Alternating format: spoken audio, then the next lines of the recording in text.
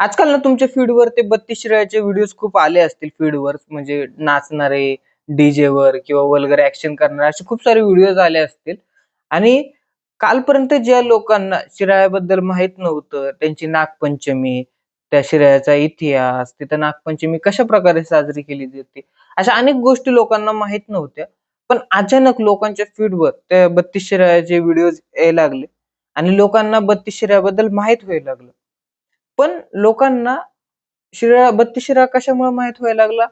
नागपंचमीमुळे नाही, तर तिथे जे डीजे होते, ऑर्केस्ट्रा होते, जे परफॉर्मन्स झाले, त्याच्यामुळे लोकांना माहीत व्हायला लागलं. ठीक आहे.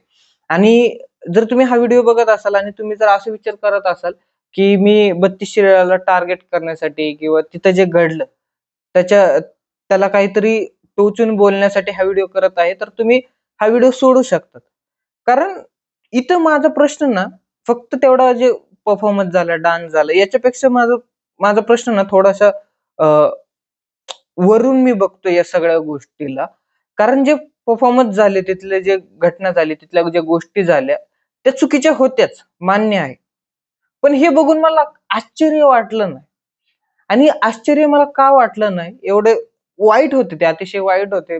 पण मला आश्चर्य का वाटलं नाही? कारण अशा गोष्टी याच्या आधीही आपण बघितलेल्या आहे.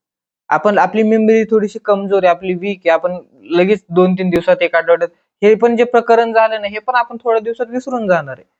पण अशा गोष्टी मी आधीही बघितल्या आणि त्या गोष्टी मी कुठं बघितल्यात? दहीहंडी असेल.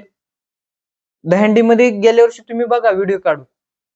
स्टेजवर अशा ॲक्शन झाले, नाचवले गेले. गणपतीमध्ये पण काही-काही जण ठेवत असतात. नवरात्रीमध्ये दसऱ्याला जे शेवटचा दिवस असतो रावण दहनाचा, त्या दिवशी लोकं तिथं ऑर्केस्ट्रा ठेवत असतात, नाचवत असतात. त्यासोबतच असे पण व्हिडिओज मी बघितले, की जिथं महापुरुषांचे फोटोज आहेत, महापुरुषांच्या पुतळ्या आहेत, त्याच्यासमोर बायका नाचवल्या जातात. आणि अशा गोष्टी जेव्हा रिपीटेडली माझ्या समोर येतात आणि आपण सगळेजण बघत असतो, तेव्हा प्रश्न हा पडतो, की तो परफॉर्मन्स किंवा जे ऑर्गनायझर्स आहेत, जे ठेवत आहेत, ते चुकीचं आहेच. पण प्रश्न हा आहे, की त्यांना हे सगळं करण्याची गरज का पडते? म्हणजे आपले सण साजरा करण्याची पद्धत बदलत चालली आहे का? आणि जर बदलत चालली, तर याच्यामागे काय कारणं असू शकतात? आणि ही वाईट परिस्थिती का येत आहे?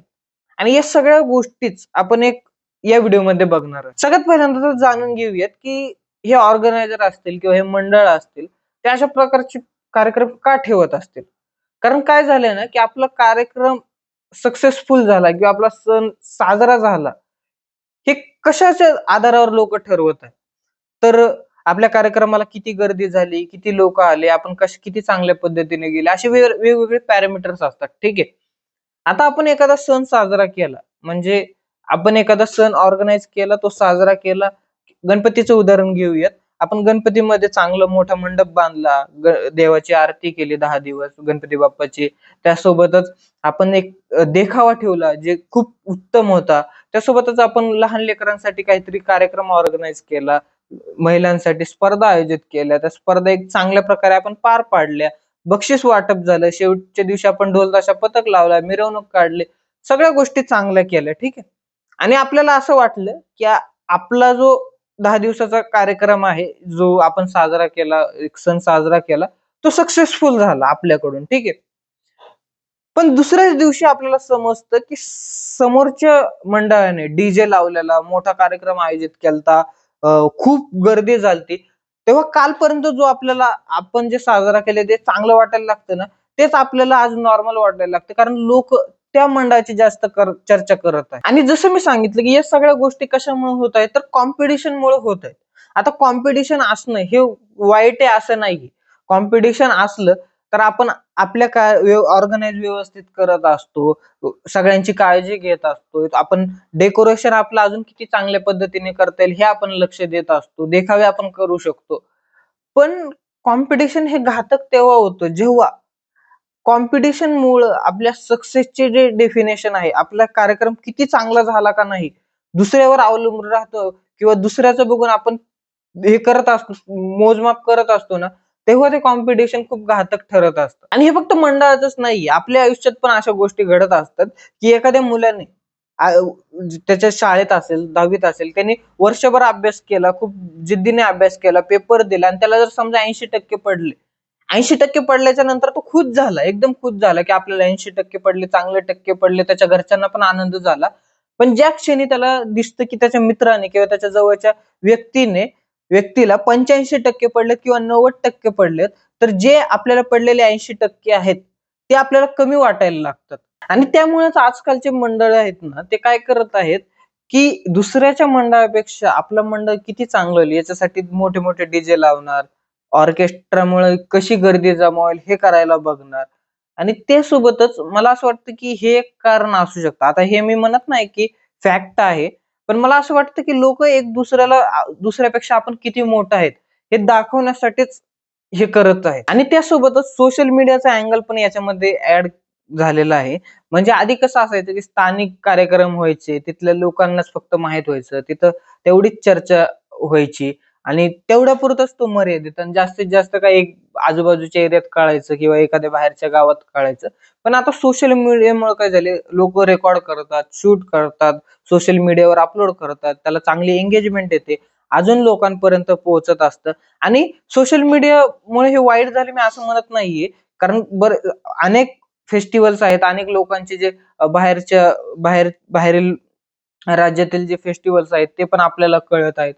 पण काय होतं ना, की जेव्हा एखादी गोष्ट व्हायरल होते आणि त्या व्हायरल गोष्टीमधले सगळ्यात जास्त जी व्हायरल गोष्ट झालेली आहे ना, ती गोष्टच त्या कार्यक्रमाला रिप्रेझेंट करत असते. आणि शिराळ्याच्या बाबतीत पण तेच झाले, की तिथं नागपंचमीचा जो इतिहास आहे, जे फेस्टिव्हल आहे, ज्याच्यामुळे एवढे लोकं त्यात हे करत असतात, त्याचे कौतुक करत असतात. पण अशाच वेळा जेव्हा शिराळ्यातील असे व्हिडिओज व्हायरल झाले, जे बघण्यायोग्य नव्हते किंवा जी नागपंचमीचा सण होता त्याच्या ऐवजी असे व्हिडिओज जेव्हा व्हायरल व्हायला, असे व्हिडिओज दिसायला लागले, तर जे बाहेरचे लोकं होते, ज्यांनी नवीन-नवीन शिराळ्याबद्दल ओळखायला लागलेले आणि मला असं वाटायला लागलं, की हे काय चाललं आहे? म्हणजे मी काय म्हणतोय समजतंय का, की फेस्टिव्हल मधली जी सगळ्यात जास्त व्हायरल गोष्ट असते ती रिप्रेझेंट करत असती, की तिथं नेमकं काय चाललं आहे. आणि त्या काळात आपल्याला बाकीच्या गोष्टी सोशल मीडियावर दिसल्या पण नाही. हां, आता ऑब्व्हियसली दिसायला लागलेत, की तिथं कसे कार्यक्रम झाले, काय-काय गोष्टी झाल्या, जी की चांगली गोष्ट आहे. दिसलं दिसलं पाहिजे आणि लोकांना पण कळलं पाहिजे. आणि मला इथं अजून एक प्रश्न पडतो, की जेव्हा आपण डीजे बघतो किंवा मोठे-मोठे साउंड्स बघतो किंवा एखाद्या ठिकाणी ऑर्केस्ट्रा बघत असतो, तिथं प्रचंड प्रमाणात गर्दी होत असते. लोकं खूप म्हणजे एवढी गर्दी पाय ठेवायला जागा नाही, तरी पण लोकं जमत असतात. आणि तो एक सण आहे, पण लोकं तिथं कशामुळे एक्झॅक्टली जमत आहेत? म्हणजे समजा जर आपण उद्याच्या ला त्या सणामधून जर तो डीजे काढून टाकला, ऑर्केस्ट्रा काढून टाकला आणि अशा वेगवेगळ्या गोष्टी काढून टाकल्या, जे की त्याच्या निगडीत नाहीयेत, तरी पण लोकं एवढी गर्दी करतील का? तरी पण तेवढी लोकं तिथे येतील का? मग मग आपण तिथं कशासाठी जमत आहे एक्झॅक्टली? त्या सणासाठी, त्या कम्युनिटीसाठी, त्या एंटरटेनमेंटसाठी, त्या डीजेसाठी का त्या ऑर्केस्ट्रासाठी आपण नेमकं कशासाठी जमत आहे? आणि जर सणाच्या दिवशी आपण सणाला बाजूला ठेवून काहीतरी मोठं करायला गेलो, डीजे बोलवले, ऑर्केस्ट्रा बोलवले, तर आपण नेमकं कुठे जात आहेत? त्यामुळे मला असं वाटतं, की जे जे परफॉर्मन्स झालेत शिराळ्यामध्ये किंवा दहीहंडीला, गणपतीला असे जे परफॉर्मन्स होत असतात, त्याचं मी समर्थन तर अजिबात करत नाहीये.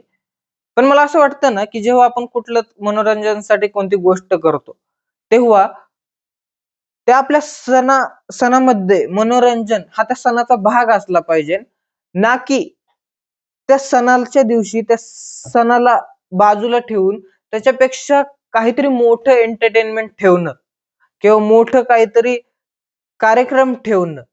याचा अर्थ आपण काय करत आहोत, की त्या सणापेक्षा त्या कार्यक्रमाला मोठं करत आहे आणि पुढं चालून ते कार्यक्रमच सण होऊन जातो. खूप डीप आहे. समजण्याचा प्रयत्न करा थोडासा. मी काय म्हणतोय, की एखाद्या सणामध्ये जर तुम्हाला मनोरंजन करायचं असेल, त्याचं मी समर्थन करत नाही ऑर्केस्ट्रा वगैरे त्याचं जे डान्स झाला. पण सणाच्या दिवशी जर तुम्हाला काहीतरी मनोरंजन करायचं असेल, तर ते मनोरंजन आहे ना, ते त्या सणाचा भाग असला पाहिजे. ना की आपण सणाच्या दिवशी त्या सणाला बाजूला ठेवून, बारीक करून त्या सणापेक्षा पण जर आपण मोठा कार्यक्रम करायला गेलो ना, तर पुढं चालून कार्यक्रम म्हणजेच तो सण होऊन जाईल. बघा समजतंय का? समजलं तर. आणि शेवटी एवढेच विनंती करल की आता शिराळ्यात जे काय झालं, जे काही परफॉर्मन्स झाले, त्याच्यावरून आपण पूर्ण शिराळ्याला मी बघतोय की बरेच लोक शिराळ्याबद्दल बोलत आहे की असं शिराळ्यात खूप वाईट वाईट बोलत आहे. मला इथं बोलायची पण इच्छा नाहीये. तर तसं नका करू. कारण नाण्याची दुसरी पण बाजू असते. आता तुम्हाला खूप सारे व्हिडिओज येतील की तिथं कशा पद्धतीने नागपंचमी साजरी केली याचे व्हिडिओज पण तुम्हाला येतील थोड्याच दिवसात फीडवर. कारण फक्त तिथं हे असे झाले ना, अशा अशा रील्सला रीच भेटती. असे जे वल्गर डान्स आहेत किंवा असे जे बायका त्याला चांगली रीच भेटती. लोक बघतात, शेअर करतात. त्याच्यामुळे त्याला चांगली रीच भेटते. त्याच्यामुळे आपल्या फीडवर सारखं सारखं तेच येत होतं. त्याच्यामुळे खूप या थोड्या दिवसात मी बघतोय की खूप लोक हे करत आहेत. तर आपण नाण्याची दुसरी बाजू पण बघितली पाहिजे आणि ज्यांनी पण हे व्हिडिओ काढलेत ना, मी त्यांना एकच विनंती करेन की थोडस डिलीट करा. काळजी घ्या थोडीशी. आणि फक्त शिराळ्याबद्दल मी बोलत नाहीये. मी शिराळ्यापासून सुरुवात केली, शिराळ्यापासून एंड करतोय. याचा अर्थ असा नाही की मी बाकीच्यांना बोलत नाहीये. बाकीच्या ठिकाणी पण असे खूप डान्स होते. आता सण तर आता सुरूच आहे. आता तुम्हाला कळेल की पुढे पुढे कसं कसं काय होईल. किती ठिकाणी ऑर्केस्ट्रा नसतील, किती बायका नसतील ते तुम्हाला दिसेलच थोड्या दिवसामध्ये. बाकी बस तुमचं या सगळ्यावर काय मत होतं? माझं जर काय चुकलं असेल तर मला माफ करा. पण तुम्हाला काय वाटतं ते मला कमेंट करून नक्की सांगा. व्हिडिओ आवडला असेल तर व्हिडिओला लाईक करा आणि चॅनलला सबस्क्राईब करा. भेटूया नेक्स्ट व्हिडिओमध्ये. जय हिंद, जय महाराष्ट्र.